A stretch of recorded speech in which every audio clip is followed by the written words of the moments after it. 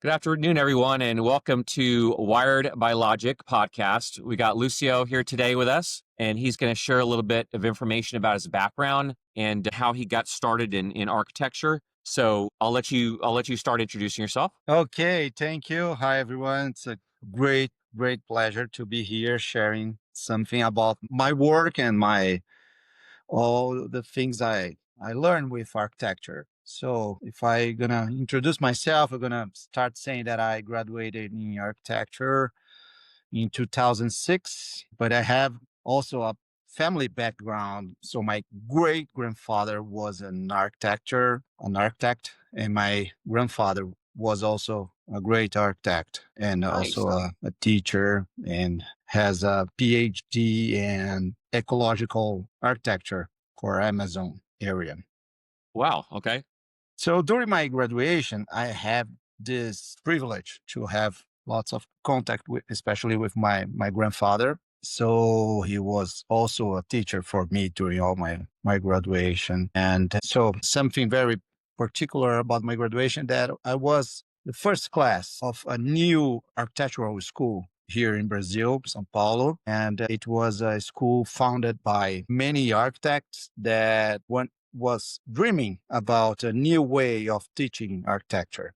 My mother say I was the first class to graduate at this school, so we were kind of the first guy there. Yeah. Experimental way of learning, but the main thing that we got the passion for architecture very deep on our education. So the name of the school was Escola da Cidade in Portuguese. In English means the school of city. So the city Okay. school. City school. Nice. So it was downtown Sao Paulo, downtown area, and with lots of urbanizations problems. And we learned architecture just in front of all the city problems and trying to solve them and living them. That was a very special way of learning architecture. So Nice. after the school, let me know if I go too long, but after school, right after I graduated, I got invited to work in Chicago, Illinois. And I went to work at a firm called Urban Works. They, as the name suggests, I think I've heard of them before. Are they pretty big? they are not like that very big company, but they have a very structured business. They do a very nice work with urbanism and sustainable architecture too. We did some like streetscape designing, but we also design a lot of buildings all on like sustainable goals with the also like the Green Building Council evaluations for the how do you call it? When you have like a very sustainable architecture, you have this certification. Huh? So we design a lot of buildings with certification for green buildings. Sorry, the name of the is LEED from the GBC, the Green Building Council. Okay. We got so I got this background with them working with sustainable architecture there in USA, in Chicago, which is an amazing city for architects. I bet. And then when I came back to Brazil, brought in 2010, actually, I went there 2007, 2009. I got back to Brazil and then I work a little bit on a firm for another architect. And then 2010, I already started my own business. So that's when everything begins. But, Nice. I can say my first professional experience was in US, in Okay. Chicago. So you run your own architectural firm now. No, yes. That's awesome. So Yes. fellow. Actually, I started very early. I think I don't recommend actually for everyone. I mean, it's good to get more experience with more bigger firm maybes, but I got this opportunity to work with environmental consulting Okay. firm. So we start this partnership for preservation areas for this more we start doing architecture for these protected zones for environmental protections. And then that is what make my design that I do today start back there doing this work with biologists and everyone from the other firm for environmental consultings. And then I start working with them. And now, most work that we do is actually houses, but we always have like a foot step on the field for environmental consultants. So the urban planning that we do for like big areas outside the city, there's always like sustainability in between.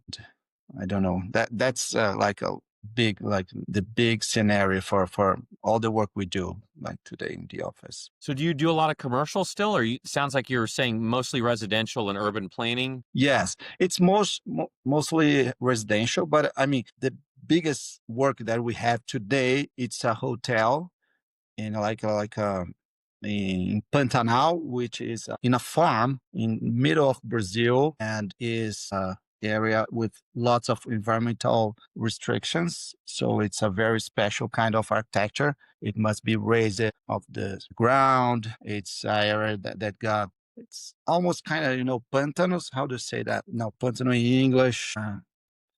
How can I say, when you have like lots of crocodiles and lots of animals. So Okay. it's floated area.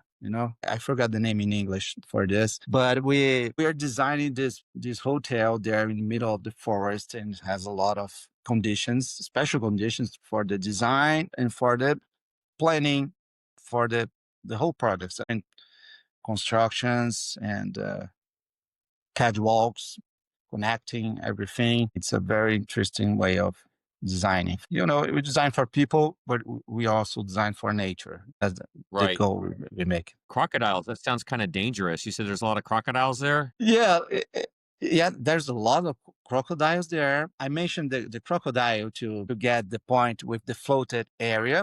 Hmm.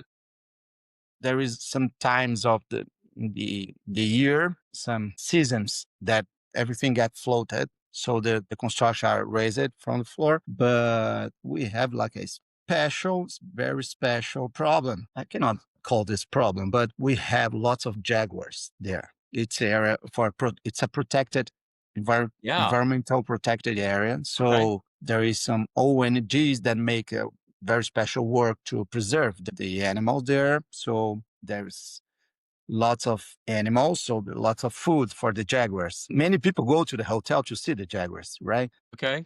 But they are very dangerous at the same time. So we Yeah, gotta I would make say sure so. we raise it from the floor tall enough to make this protection for the people. And it's cool too. We are designed for that room. It's comfortable for this guest, but it must be also like how the construction will interact with everybody else around. The Right. birds, lots of big birds. When you think Brazil, you think about this very, It's like a natural sanctuary, basically, like yeah. a natural It's a preserve natural area. sanctuary. That's a good name. Yeah. Yeah. And the interaction with we call here fauna, when you have like the animals, and not just the nature, but the animals, very, very, lots of animals there. I forgot the word now. Sorry. No, you're good. Or I get the general gist of it, and yeah, whenever you're working in an area like that, like in San Antonio, we have a lot of San Antonio, especially on the north side, is over an area called the Edwards Aquifer Recharge Zone. So we have an aquifer underneath that the water permeates through the ground down into the aquifer. So there's a lot of rules and regulation when you're building on top of the aquifer. You have to have retention ponds. yeah, of course. Yeah, so if they're paving a huge parking lot, you can't just have all the water run off. You have to be able to capture the water somewhere to allow it to permeate down into the ground to return back to the aquifer. So you have retention ponds, and then those have to be maintained. And there's all this hoopla that I'm sure the architects and engineers have to go through to satisfy all these regulations. But it's all there for a reason. You can't just build everywhere and not take into account the environment. It's still important to maintain the environment, and where you're talking about, it sounds like a nature sanctuary, so you don't want to be destroying the habitat of the animals. Yeah, And then if there's totally. jaguars there, you definitely don't want to be subjecting the guests to Yeah. face-to-face interactions with the jaguars. That's Yeah, you Not gotta safe at make all. sure everything it's on in a good balance. I Right. would say that. And so we have like when we talk about like sustainable architecture, I would say like besides uh, the material you use that will make this construction more sustainable or not. And there is where all the certification, the lead certification get in. You know, you can do like a big glass high rise and it still can make it lead certification. But the more important thing about sustainability in architecture, I think, is the design. When you start the design, the shape of the architecture, the way the architecture interacts with the environment. That's the biggest point for sustainability Right. in architecture. And so if it has like natural lights, like cross ventilation, if it gets more adjustable and in a good balance with the environment. So it's totally different to design something here, even here in Brazil, if you were designing this area of Pantanal, which is the hotel, and or we are designing here in São Paulo or in a different area which is more dry or it's more raining, and we have Hmm. to make sure the design is correct for this environment. The area. Yeah. Yeah. And also, besides the design, we have also a very special thing with the material we most use here in the office is the wood. So the wood structure is the main material we use in our design.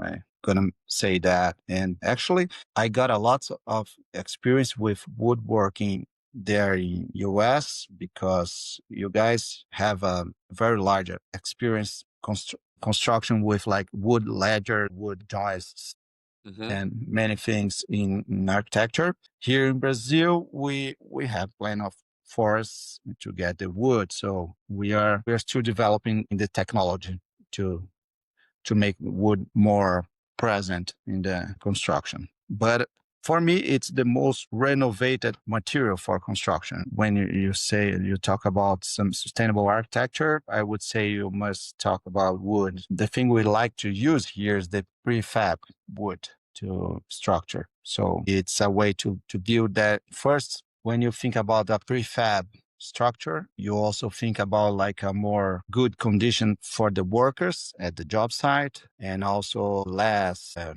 residues. I forgot the name first. So you don't waste materials Right. when you got like the prefab materials. And when you use wood, you would say that it's also like a renovated material because it comes from the forest and the how to say the reforested, if is that correct the name, right? I So think you so. can Yeah. You're talking always, about they replenish the yeah, forest where they pull the trees. Yeah. yeah. So that's a very important way. So once you have this more ecological, is correct to say ecological Yeah. or not?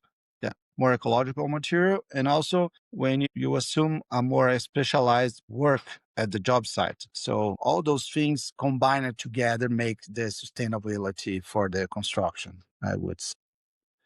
And always you have the construction, but you have also the urban planning or the planning itself for many different areas here, combining this like sustainable constructions with a well-designed planning for combining the construction you are doing with the nature or everything around the construction. Very important to say. Yeah, no, that's interesting. Finding out ways to maximize the use of the materials you have, and I'm sure technology plays a big part of that. And then being able to transport, because I guess you're moving that structure then on site because it's prefabbed off site. You have Yeah. to move it on site and then set it up, if you will. But that's interesting, being able to build it, prefab it, and then take it. We had a building downtown. I don't remember what the building's called. It's a hotel. It's like the Marriott or something like that. It's on our Riverwalk. I'm sure you've heard of the Riverwalk here in San Antonio. But it's this building, this hotel was built for the 1978 or 79's World Oh, Fair or something like that. And they had, I think it was, I want to say it's like 4 or 8 weeks or something to build it. Like it was a crazy fast wow. schedule. And so they built the hotel rooms were modular and they built them off site. They poured them, they're concrete, offsite and then brought them on site and stacked them like Legos on top of each other. Yeah. I don't know how That's they managed all fabulous. that. It's crazy, but they built it in like 8 weeks or something like that. It was ridiculous. Wow. Yeah, it's ridiculous. That's fast. But I mean, sometimes after all, when you have like prefab construction like that, sometimes you don't have like the most beautiful shape and everything more like, I mean, you have some restrictions for the design, but I would say that like the prefab construction is the most sustainable way of construction for every city. I mean, in US, you have much more like here we say like more dry construction because here in Brazil we have like different way of construction with more like plaster and brick, and we don't have that much drywall, with gypsum boards and Hmm. stuff. Here we use more like plaster and brick, very old style. Lots of waste of material and everything. But I always say that when you have the prefab, you have less waste of material, which is very important for the environment. It makes a huge mess with all these things. Like, yeah, we say residue. Anyway, Residual? residual. Yeah. Yeah. Huh. So, but also, so one way you have like less waste, but in other way you pull the industry for construction, a more rational industry for construction. That's very important also. And in the other way, you also assume a more specialized work. So like it's 3 points, like the environment, the industry pull, the economy, and also the social thing, like assuming a better work for at the job site. Those three things together, they are very, very important to think about sustainable architecture. Right. I would say that. No, that's interesting. How do you think, like, over the last my dad used to be an architect back in the day. That's kinda how I got into technology in the first place. I was probably like 12 or 14 or something along those lines. And this is back in like late 80s, early 90s. You couldn't go out and buy a computer pre-built. You had to go get the components and then you would build the computer, you would put it together. And Yeah. I remember I would watch him get the computers built and install the operating system and everything. It was fascinating to me. So I started getting into it. I built a couple computers, and then my dad started referring me to clients of his that were like colleagues, like other architects or clients or whatever that were looking to build computers. And I would help them get the computer set up and install AutoCAD and all that kind of good stuff. But that's how I got into technology in the first place. So I have an affinity for architecture. I enjoy architecture. I love looking at houses and buildings and just the beauty of it all. I don't have the skill to be an architect, but I can see something and go, oh, that's beautiful, or that's amazing architecture, or whatever the case may be. But yeah, Yeah, I'm sure it make the total difference when you have like your father was an architect. You probably raised with like the a different look for everything around. no, it definitely does. It gives you an appreciation for it. How do you think technology has shaped what you guys are able to do in architecture over the last, I don't know, talk about like maybe when you started in the industry back in, like you said, 2007 or so, when you started with that company up in Yeah. Chicago, and how it's changed from then till now, things you couldn't do before, things that you can do now? Yes. Well, starting with the designing tools, let's say that like back there in 2007, we were using just like AutoCAD, and there was some kind of softwares for rendering, but it was just like the 3D design in architecture. It was just like a tool for presentation. It Right, was not a rational tool to think about the space, I would say. And nowadays, I would say that the way we design, especially in our firm, we design everything in 3D software, and that make change for the way we think the construction itself. So we right, design like with BIM, the building unit modeling, building information modeling, right? The BIM softwares for designing. So we're not designing with lines like we were designing at a desk with pens and stuff. Now we design with the components.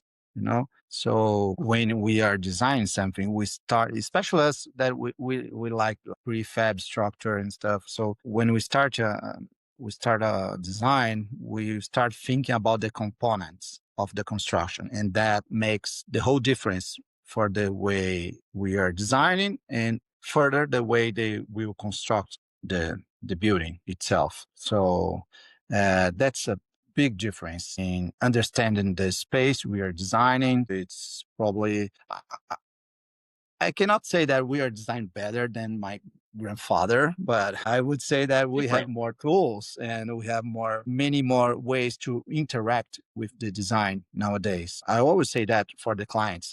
The way we design is not just for presentation, it's the way we think about space. Is now in 3D with components, all the tools we have, we are always trying to study new ways of designing. And now I can say, you probably know that the AI are changing everything in architecture too. So they're increasing the quality. Yep. That's a good debate to do. It's gonna finish our careers. No, I would say always that is a good point to increase the way we are related with creation and designing. I mean, I'm looking forward to see what that will really make it with our careers. But I always say for all the team there in the office that we must know more about AI in Yeah. architecture for sure. Yeah. AI is fascinating. It's changed. I'll give you like a good example, and then maybe you can share a little bit about how it's changing your industry. But from just a search perspective, there's a lot of people now going to AI looking for recommendations. Example, I'm a local business owner. I have an architectural firm. I'm looking for a local managed service provider that can help support my business and its growth in technology. Can you provide me with 3 local recommendations and why you chose, pros and cons of each recommendation, why you chose them in that particular order, blah, blah, blah. And then in a matter of seconds, it spits out those options and the reasons, the pros and cons for each one. A guy used an example like that, but instead more of an architectural example. He was looking for a new pergola for his back patio. And so Yeah. instead of going through and trying to going on Angie's List and all these other places looking for a good contractor, reading through all these reviews, that's like hours and hours and hours of time. Yeah. This guy has, 50 good reviews. This guy only has 20, but his 20 reviews are better than the guy's 50 or, whatever, right? The AI, you can ask it and it's aggregating all that information from all those different sources across the internet. And it's like God, it knows everything. And so Yeah. you ask it, what do you recommend and why do you recommend that? And it's just and just spits it out. Yeah, that's a good point. It's a better way to get a good recommendation. And it save time, of course, that's very important, but it gives you more recommendations so you can also get more options, to Yep. No, for sure. So what do you think AI is going to be able to do for you guys in the next, say, 5 years? yeah, that's what I always thinking about that is how that we can get AI to increase our job to make a better job. That's what I think gonna make it. But I don't know. I think first of all, probably we're gonna make more. I don't know. I hope we're gonna make more with less people. Maybe. I mean, I can make with a team of like 4 architects. I can design many more things with AI instead of having like a team of like 12 people, maybe. Probably that's what's gonna make it. But in a certain way, if I look back at my grandfather's archives, I mean, he designed like huge buildings that I never designed yet. Maybe someday I will design like 20-story building, but he designed it with like 6 boards of hand design. I mean, and they built all this concrete mass of high rise. And nowadays, for designing a small house, we design like a 50 boards with lots of details and many things. And I would say that the AutoCAD like started probably people thought that, "Oh, now we're gonna make much faster, gonna make much more faster and much more projects with less people." But actually I don't what I see is that we may make a better design with more detail actually. So I think AI will give us the tools to make a better design with more hopefully in a more sustainable way to get more recommendations how to design a more sustainable architecture and stuff like that. We're going to have access to more information, and also we're going to have more realistic renderings for sure, Yep. and videos Renderings with have like, come even such a long way. I mean, from back like 2010 timeframe to now, and you look at like movies are a good example of how much renderings have increased. You look at like the original Jurassic Park. yeah, right. No, yeah, I must look back there to see. I don't want to see that. Yep. And now you look at Probably. like the most recent Jurassic World or whatever came out with Scarlett Johansson. You look at that now and the capabilities they have, like I think I can't remember what that dinosaur is. It's in the water. It's like a mosasaur or something like that, and she's hanging off the front of the boat trying to shoot the thing with a little dart syringe thing that's going to capture its Yeah, blood because they need a blood sample from it, and you can't exactly walk up to it and poke it with a syringe, right? You got to shoot it with this gun thing that takes and gets a blood sample and then shoots it up in the air, and then they catch it. But it's crazy, like it's watching it. unbelievable. It looks like real life. That's how realistic the renderings have gotten these days. I'm sure they've gotten just night and day better on your side of things as well. Yeah, yeah. I know that probably I mean the quality of the renderings in the videos and the different ways to interact in architecture or while you were designing and everything. Actually, it's been a while. I have like a VR glass Yeah. to walk into the buildings we are designing, just to make these 360 cameras and look around the space and everything. But I mean, it's been like more than 10 years that we have a VR glass, and now I just bought a new one. But it's also it didn't change that much in the way that, after like 5 or 10 minutes, you are using the tool, the gadget, you start getting like sick. So Yeah. I'm not sure if that, when everybody was talking about the VR, virtual reality spaces, all the things in the virtual world, the meta, when they started investing in the metaverse, right? Yeah. Metaverse. Yep. So I thought that today I would be designing some architecture for metaverse, but I didn't get this It's job crazy to think yet. that all that virtual. I mean, there's even in like the cryptocurrency space, they were talking about they had a bunch of metaverses. You know, you could like buy land in this metaverse or that metaverse. And so you'd own digital land. I don't know how that's going to translate in the future to anything that's worth anything, but I'm sure somebody will find a way to monetize that down the road. Yeah, right. Prime real estate in a virtual world, just like you have prime real estate in a real world. But it's interesting all the stuff that technology has brought to the table and AI. So we use AI quite a bit in our mainly for resolution of technical problems or writing scripts and code and things like that. It really helps out a lot. Plan on extending that out to, a lot of people are afraid of AI. You were talking about being able to do more with less. A lot of people are afraid that it's going to cost people jobs. And I'm looking at ways to increase our efficiency, increase our clientele, like grow our clientele on the managed services side. And by that rationale, bring in more technicians to service that additional clientele. So we use it as a tool, just like it'd be like upgrading from a hammer to, it's like a screw gun or something like that, like a DeWalt cordless drill. Yeah, You're you're upping your game, you're increasing your capacity, and you're increasing your ability to onboard clients and service those clients. yeah, totally. For for architecture, like I would say, like my job today is for the very rich people. I would say because it's everything like custom design that I do. Right. Like we don't have like the prefab houses with like the client get at my office and it has like a preset project. No, everything is customized.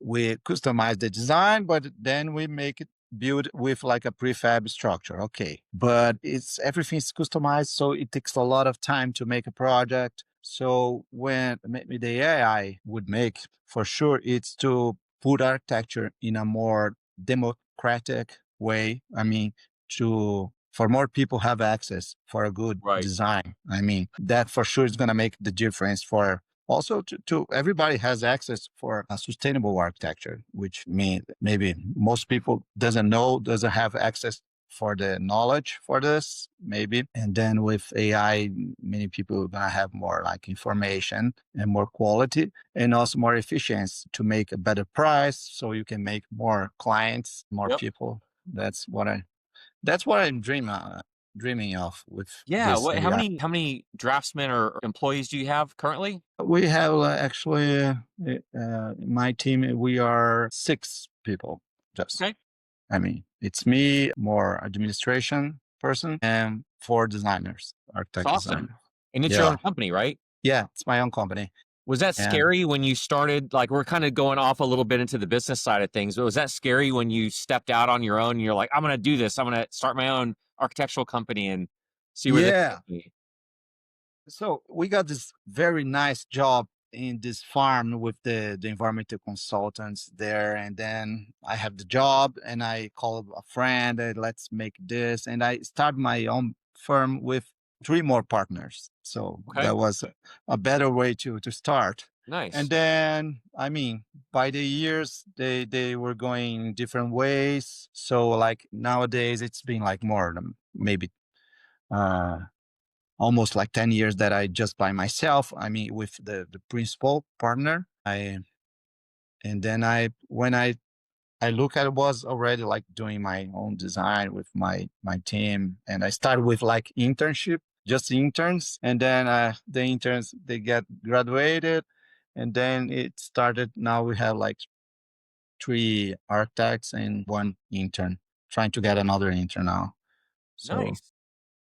and but I would say that we have a very efficient team Good. for the work we do. I mean, and that's because we use this more 3D tools for designing, and the way we design is very efficient to make. Most people actually look at my Instagram or my website, thinks we are a company of like 20 architects. But I mean, everybody say that, but actually we are like just like 6 people, very focused and very passionate for what we do. So that's what makes the quality for everything, you know. And what else? What well, what I missed to say maybe is about the work we do. So we do most like housing projects, residential, but we're doing this hotel in this big farm there in a natural sanctuary. And sometimes we also do some planning, like master plan for outside areas, I would say rural areas, farms and stuff, and to think about the environment, not just by the construction, but also with the sites and the urban planning, actually, the master planning for big areas too. Now that's important. You have to.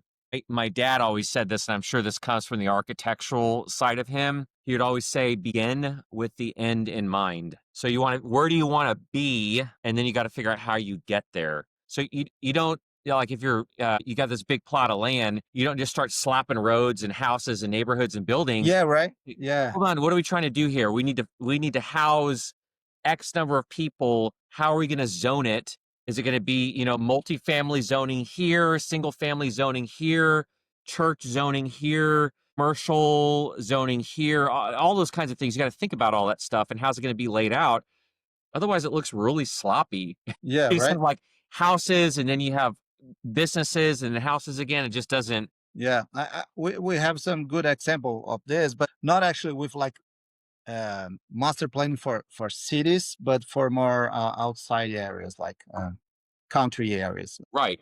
And I have this example that a job we made for a farm also, that there is this big farms that are kind of close of the cities, and they started to split the land with different functions. Like they still have the cattle, but they also are planting some organic vegetables, and they also have like a school for the employers, and then they're thinking to some part of the land they gave to for more different use, or also they want to split the land to make a condominium of Okay. houses and stuff. So we help them to make this planning for different zones and how to make this work with the environment, which is the most important thing. which Right. is a job that we always make with different professionals, with biologists, forest engineer, if it's correct to say it this way, and many different professionals to make sure the architecture goes well with the nature around, and to also how to make this cattle work with the organic plantation, with this new area, with all these houses that are coming with their all the things that a housing condominium needs, with the water, the waste, and everything. And we help to design all this master plan for all this. That's a very good way to do is when you mix different professionals to have a same. Yeah, when you align on a single Yeah, goal, it's like, how do we maximize the use of this land and preserve the ability to have cattle on it and other wildlife? So that's yeah, very, yeah. very interesting. Yeah, it's architecture is such an interesting vertical. Like I said, I've always been fascinated with it. These custom homes that you do, like how fancy are they? Are they just like very, very nice homes, or are they like mansions, or what are we talking about? Well, we have all these different scales. Some friends of mine, they say, "Oh, now you're doing just this millionaire, billionaire houses there," and I say, "No, we do like house for people like us." I mean, Yeah.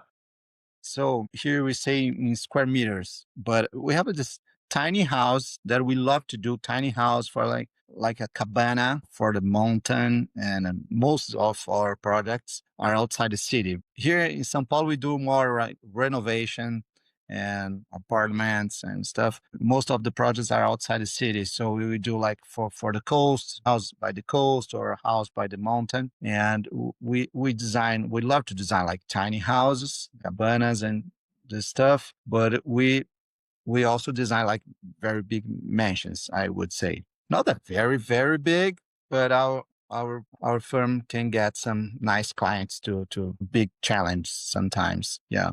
So, but we are not specialized just like in fancy houses. We always try to make the sustainable architecture. So no matter is like a very tiny house or a big mansion, the architecture is the same.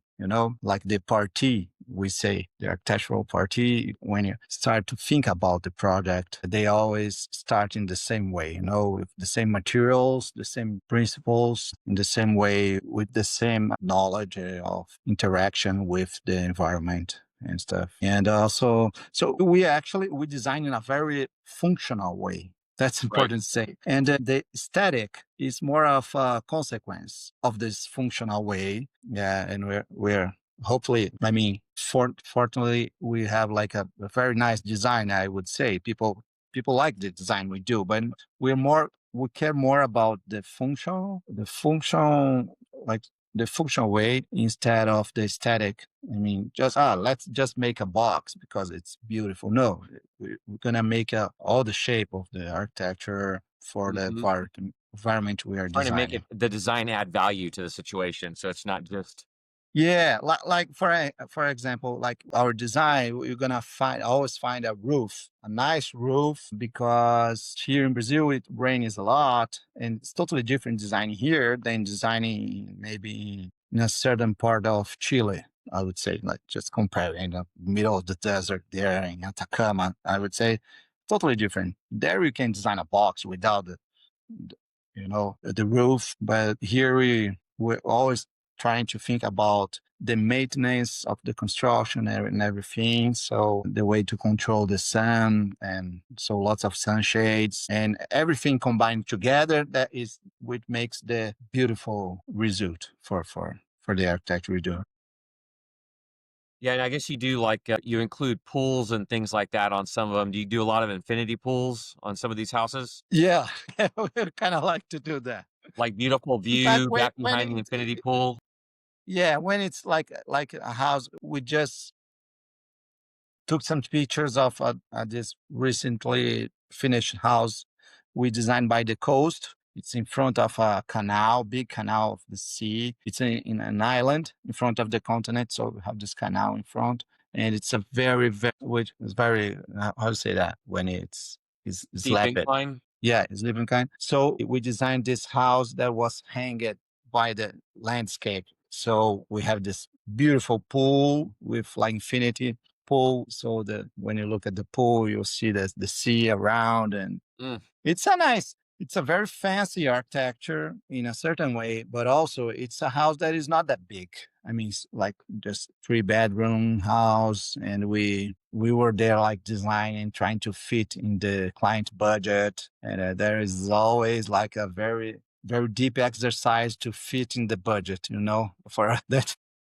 You got to value engineer everything to kind of squeeze it into what Yeah. you need it to come in under. Yeah, that's crazy. Yeah, there's with a lot of those infinity pools and things like that, if you can get like a great view behind it, that just really adds a lot to that element, because you look out over that pool and you just kind of see the beautiful scenery behind it. That's amazing. Yeah, I'm gonna send you the pictures Yeah, later. Yeah, yeah, please. I'd love to. I we're definitely gonna have start to check out your release Instagram as that. well. You have some of your designs on there. Yeah, at the Instagram, it's Lucio Fleury Arquitetura. There is where we get most of the work done. We put there more at the Instagram than the website. Yep. Maybe it's kind of Brazilian way to do the things. I don't know, get more like Sure. Sure. renovated with the. How do you do most of your where do you get most of your clients from? You do like any kind of lead generation, or you get referrals, or how does that most of that come in through? Well, the referrals, they're the most important network. I mean, but we also use the social networks actually, like LinkedIn. LinkedIn, like you Yeah. come here through the LinkedIn, which actually we want to make it that to use more LinkedIn actually to get more work for institutional work. Yep. The mostly of the residential work comes from the Instagram. So Yeah, no, we that don't that have makes that sense. many Like, followers, but we do have good followers that every time that we post something or some new product, somebody came with like asking for a proposal for a new job and stuff. nice. So it's very important to be on the network. So on the social network actually. No, that's really good. Speaking of getting more clients and getting more work, so we have an architectural client here in San Antonio. I was having a long conversation with him the other day. He's having to spin up an additional business venture where he's sourcing and selling custom cabinets to clients, because he's not been able to find any draftsmen. Like, I guess the number of people graduating from the architectural schools has really dropped off, and so he's not able to. He's had a job posting up for, I don't know, he said almost like a year now, and has not. Nobody's applied. Wow. Yeah, are you guys seeing that down there, or I mean, is there like a No. drop off in the number of graduates, or no? No, no. Actually, here in Brazil, we have like every year, like thousands of our new architects coming from. That's crazy. Yeah. I might connect the two of you. Maybe he does custom homes, so it might be a good fit. Maybe you guys could do some projects together, or you could do the design work for him or something like that. That would be great. That would be great to just to get in touch and to see how they work. Yeah. I mean, I know they probably work with like feet and inches, but I kind of remember a little bit by the time I was working in Yeah, Chicago. So you can figure out our antiquated ways of doing. I mean, it's like the United States, like we just have to do everything different than everyone else. We can't just be like every other country. yeah, totally right. Um, Yeah, I mean, I couldn't even say that. Oh, we have this like 120 square feet. Square feet, no, square meters. So yep. I don't know if you have idea because when somebody says about square feet, I have no idea how big is the space. I mean, I have like Visualizing it. 900 square feet. I don't have no idea how much is that. If you say, "Oh, we're like 10 kilometers away from you," I'm like, I don't know how far that is.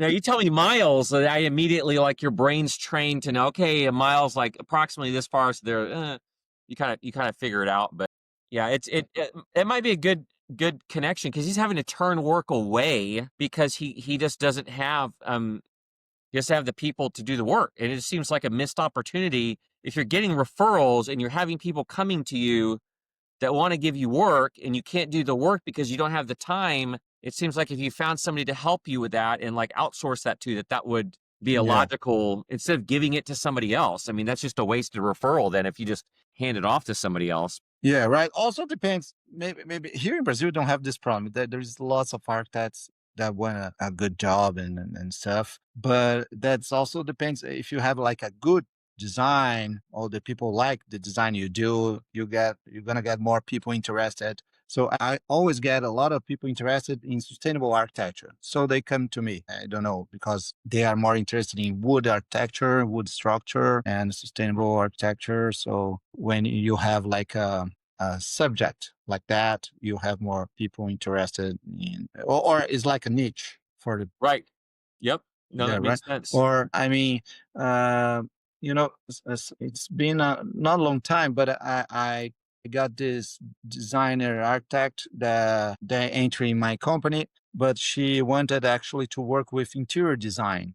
And then when she realized that we don't make that much interior design in our office, so she went for a different one. So it must have like this connection with the kind of Right. job you make. No, of course, of course. Well, we're coming up on the hour, but I wanted to give you an opportunity to kind of share any other closing thoughts you have on maybe where you see architecture going in the future, what roles you see technology playing in architecture, where you see your business in 5 or 10 years, how the landscape's changing, all those kinds of things. Yeah, well, what I would say that what I want to see the architecture going, I want to see everybody going in the same way to, I mean, to protect the planet. I mean, to get more balance Hmm. between, the cities that are growing faster and faster. And I mean, Yeah. I live here in São Paulo. It's a huge city. It's very, very big. Like we have like 20 million people living here in the same city. The city is in my neighborhood here. It's a like good neighborhood, very central. Lots of building growing every day, lots of job sites. But what I want to see is a better architecture. I mean, a better architecture for the cities and also for the countryside and everything. Because it's kind of cliche to say, but what is architecture for me? I mean, architecture is the space designed and constructed by the man to balance our relation with the environment. But the most important thing about a good architecture is the balance. When you have a good balance with the architecture and the environment, so It you are blends together. in the right way. That's what I think we must go, and we must get all the tools, all the new tools that are coming on to make this better architecture happen more and more. I mean, hopefully. Yeah, for sure. That's the and well, that's it. I mean, I am very, very happy and very glad to be invited for this podcast and have this nice conversation. I mean, my English, I'm sorry that it was really Yeah. rust. I mean, No, your English is fine, and like I said, I think it's great that you know more than one language. I only know English. I know a little bit of Spanish, un poquito, yeah, and a forget couple that other stuff. Yeah, things, but that's about it. yeah, ¿Dónde está el baño? Like, where's the bathroom? And just run of the mill phrases, nothing exciting. I can't speak it conversationally. You can speak in two different languages conversationally. You just spoke with me in English for the last hour, so that's yeah. I mean, I was just thinking that I could talk more interesting things that if I had the vocabulary to do it. But I mean, I kind of I did something that I Will was take me too improving long to learn here with. Portuguese, so we'll have to stick with English for now. Oh, well, I appreciate your time today, and we'll go ahead and wrap it up, and I hope you have a wonderful weekend. Okay, Wes. Thank you very much for the invite, and I hope to talk soon later. Thank you. Okay, bye bye. So thank you.